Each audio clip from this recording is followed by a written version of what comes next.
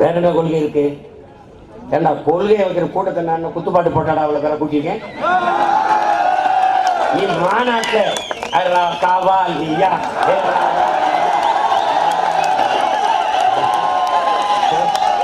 கூட்டம் நடக்கிறதுக்கு முன்னாடி அவங்க பணியனை போட்டுக்கிட்டு டாஸ்மா இருக்கு. கூட்டம் நடந்துகிட்டு இருக்கும்போது கூட்டத்தை கூட்டுறதுக்கு ஏ காவாலியா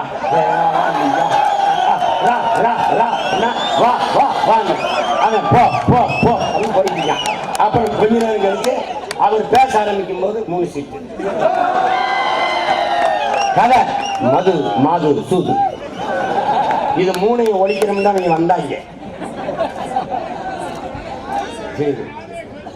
ஏய் மதுக்கடை எப்படி ஒழிப்பாச்சுமா எப்படின்னு பாரு, கொடுத்து பாரு, ஒரு 5 வருஷம் கொடுத்து பாரு, என்ன பண்றேன்னு பாரு.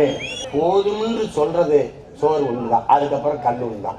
நீ மதுவை குடி, இந்த பணம்பால் தென்னம்பால குடி, நீ எவ்வளவு பெரிய கொம்பு குடியார மிடா குடியார 2 லிட்டருக்கு மேல குடிக்க. நீ 200 ரூபாய் சம்பாதிச்சான்னு வச்சுக்க, 2 சொம்பு 10 20 ரூபா, சைடிஸ் சுண்டல் வடை இந்த ஊறுகாய் அது ஒரு 10 ரூபா முடிஞ்சு வச்சு 50 ரூபாய்க்கு முடிச்சுட்டா மீதி 150 வீட்டுக்கு கொண்டு போவேன். ஆனா இப்ப பத்தலை, இன்னொரு கட்டிங் கொடுங்க, கட்டிங் கொடுத்து அங்கேயே படுங்க. அப்புறம் வீட்டுக்கு போங்க, காசு இல்லை, கொண்டாடி தாலி எடுத்துருது, குடிக்க காசு இல்லை, குத்திடுது.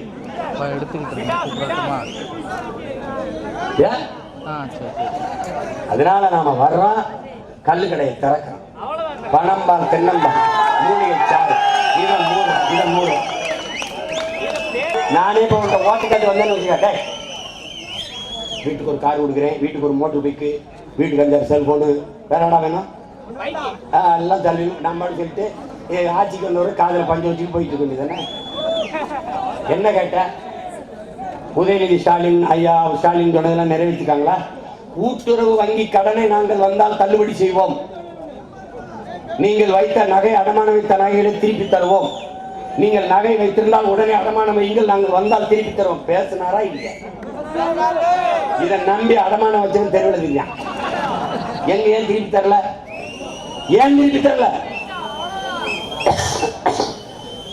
இவங்க நம்ம கேட்கறதே செய்ய மாட்டாங்க, கேட்காதா செய்வாங்க. பெட்ரோல் செலவு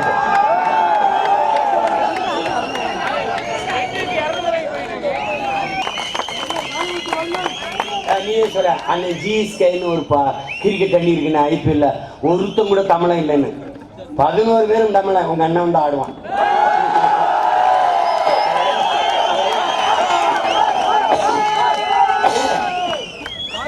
எங்க போனாலும் பிரச்சனைகளை கேட்டு அண்ணனுக்கு மண்டை சூடாய் போச்சு. இத்தனேந்து மூளை நிறைய வேலை.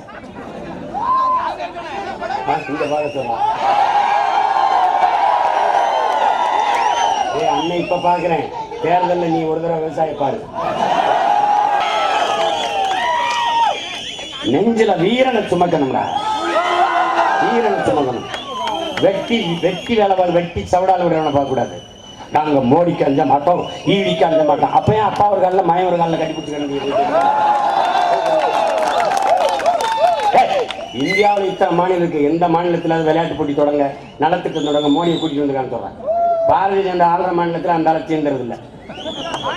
ஜெல்ஸ் போட்டியா வாங்க ப்ளீஸ். கேலோ இந்தியா வாங்க. கேலோனா இந்தியில விளையாட்டு. அப்ப போன தடவை ஹிந்தி தெரியாது போடான்னா, ஆட்சிக்கு வந்தா ஹிந்தி தெரியும் வாடாவா? நான் உன்னை நேசிக்கிறேன். செய்திகளை உடனுக்குடன் தெரிந்து கொள்ள உடனே சப்ஸ்கிரைப் பண்ணுங்க.